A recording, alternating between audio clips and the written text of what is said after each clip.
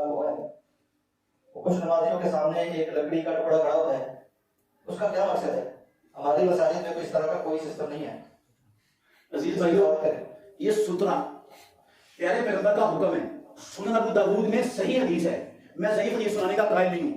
پیارے پیغمبر نے کہا اذا صلی احدکم فلیصلی الی سترۃ ولیدن منها ولیقترب منها. تم میں سے جب بھی کوئی بندہ نماز پڑھے وہ سترے کی طرف کھڑا ہو کر نماز پڑھے اور سترے کے قریب ہو کر کھڑا ہو. اور صحیح ابن خزیمہ میں امام الانبیاء کا فرمان ہے صحیح سند سے، عبداللہ بن عمر کو کہا لا تصلی الا الی سترۃ. عبداللہ یاد رکھ سترے کے بغیر کبھی نماز نہ پڑھنا، سترے کے بغیر کبھی نماز نہ پڑھنا. پہلی حدیث میں آپ نے سترے کے پیچھے نماز پڑھنے کا حکم دیا ہے، اور اللہ کے نبی جس چیز کا حکم دیتے ہیں وہ کام کرنا کیا ہو جاتا ہے؟ فرض ہو جاتا ہے. اور اس حدیث میں بغیر سترے کے امام الانبیاء نے نماز پڑھنے سے منع فرمایا. اور خود اللہ کے نبی کی زندگی، پوری زندگی، میں اللہ کے گھر میں بیٹھا ہوں دیانتداری سے کہہ رہا ہوں، آپ ساری زندگی اٹھا کر دیکھیں اللہ کے نبی نے ہمیشہ سترے کے پیچھے نماز پڑھی. کبھی آپ برچھا گاڑ لیتے تھے آگے، کبھی لاٹھی گاڑ لیتے تھے، کبھی نیزہ گاڑ لیتے تھے، ہاں کچھ نہیں ہوتا تھا تو اونٹ کو آگے بٹھا کر اونٹ کے پیچھے کھڑے ہو کر نماز پڑھ لیتے تھے. آپ بیت اللہ کے اندر آئے، بیت اللہ کے اندر داخل ہو کر آپ نے 2 رکعتیں پڑھی، آپ نے بیت اللہ کی دیوار کو اندر جا کر سترا بنایا. بلال، حضرت بلال کہتے ہیں رسول اللہ صلی اللہ علیہ وسلم کے کھڑے ہونے اور بیت اللہ کی دیوار کے درمیان 3 ہاتھ کا فاصلہ تھا، جتنی ایک صاف ہوتی ہے. دیوار سے اتنا پیچھے کھڑے ہوئے کہ آپ نے کس کو سترا بنا لیا؟ کہاں جا کر؟ بیت اللہ کے اندر جا کر اللہ کے نبی نے سترے کے بغیر نماز، ساری زندگی رسول اللہ صلی اللہ علیہ وسلم سے سترے کے بغیر نماز پڑھنا ثابت نہیں ہے. اور صحابہ جب مغرب کی اذان ہوتی تھی، صحیح بخاری میں اٹھا کے دیکھ لینا ابواب سترہ میں، جب مغرب کی اذان ہوتی تھی صحابی کہتے ہیں یبتدرون الی السواری، صحابہ ایک دوسرے سے آگے بڑھتے تھے ستون کے پیچھے جانے کے چکر میں کہ تاکہ وہ ستون کو سترا بنا کر نماز پڑھیں. کیوں کرتے تھے؟ حضرت انس بن مالک 10 سال امام الانبیاء کی خدمت کرنے والا یہ جلیل القدر صحابی انس بن مالک، اللہ کی قسم اٹھا کے کہتا ہوں بیت اللہ کے اندر مطاف میں لاٹھی کو زمین پر گاڑتا اور لاٹھی کے پیچھے کھڑے ہو کے نماز پڑھتا.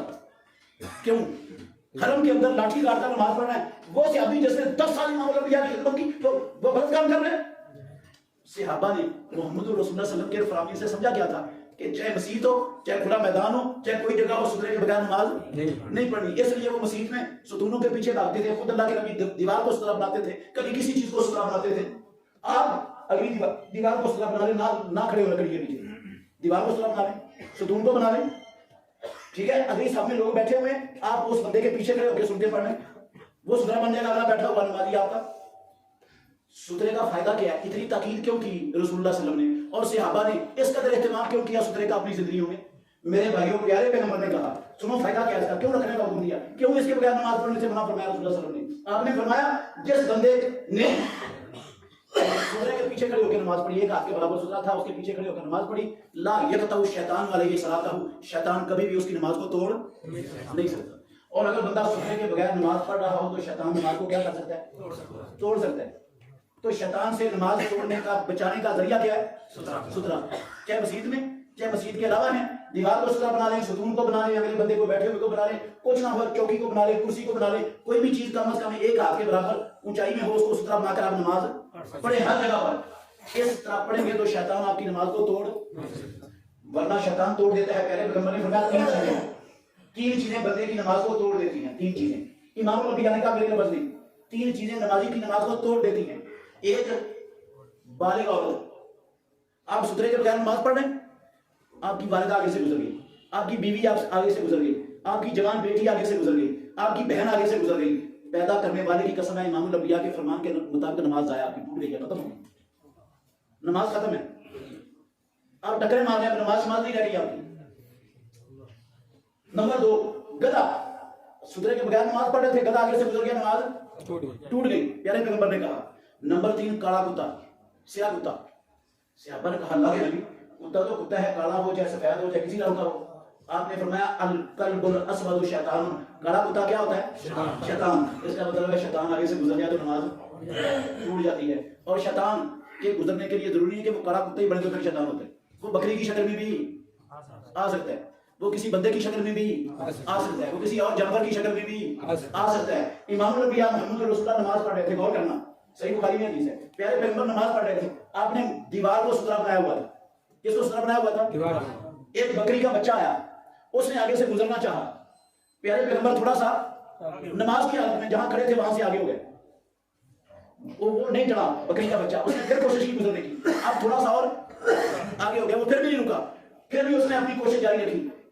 صحابی کہتے ہیں حتیٰ حفظہ کا بدنہ ہو بجداری، پیارے پیغمبر نے اپنا پیٹ اپنی دیوار آگے دیوار سے لگا دیا، بکری کے بچے کو آگے سے گزرنے نہیں دیا، امام الانبیاء نے بکری کے بچے کو آگے سے نہیں گزرنے دیا۔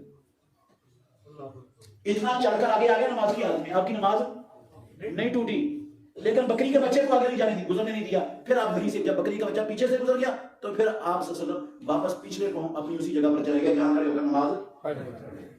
اندازہ ہوا کتنی اہمیت والی ہے سترہ نماز میں۔ امام الانبیاء نے کہا میں ایک مرتبہ نماز پڑھ رہا تھا رات کو، تفلت علی الشیطان البارحہ، رات شیطان، صبح خبر دی رسول اللہ صلی اللہ علیہ وسلم نے، رات شیطان میری نماز کو توڑنے کے لیے مجھ پر چھوٹ پڑا، شیطان میری نماز توڑنے کے لیے مجھ پر چھوٹ پڑا۔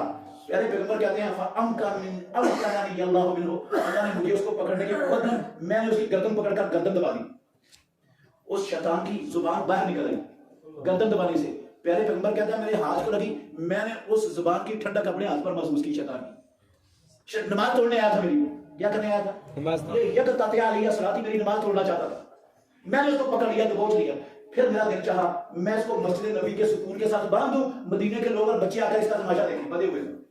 پھر مجھے یاد آ گیا اپنے بھائی سلیمان علیہ السلام کی دعا، انہوں نے اللہ سے دعا مانگی تھی رب ابنی ملکا لا ینبغی لأحد، یا اللہ ایسی بادشاہت عطا فرما جو کسی کے لیے لائق نہ ہو۔ اللہ نے جنوں پر بھی ان کو حکومت دی ہوئی تھی، اس لیے میں نے اس شیطان کو کیا کر دیا؟ چھوڑ دیا، ورنہ میرا دل چاہتا تھا مانگ لینا۔ تو اگر شیطان نبی کی نماز توڑنے کے لیے نبی کی نماز پر چھوٹ سکتا ہے تو میں اور آپ کیا ہے؟ ہماری نماز بڑی پسند ہے نا، اس کو توڑنے تو نہیں آئے گا۔ نبی کی نماز کو توڑنے آ سکتا ہے، میری اور آپ کی نماز کو توڑنے تو نہیں آ سکتا نا۔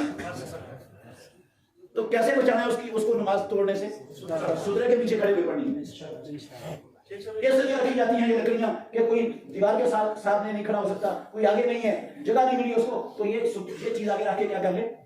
لاٹھی گاڑی جا سکتی ہے، تو یہ سترہ آگے کیوں نہیں رکھا جا سکتا یار؟ نیزہ آگے گڑ سکتا ہے، برشی آگے گڑ سکتی ہے، تو یہ چیز کیوں نہیں رکھی جا سکتی آگے؟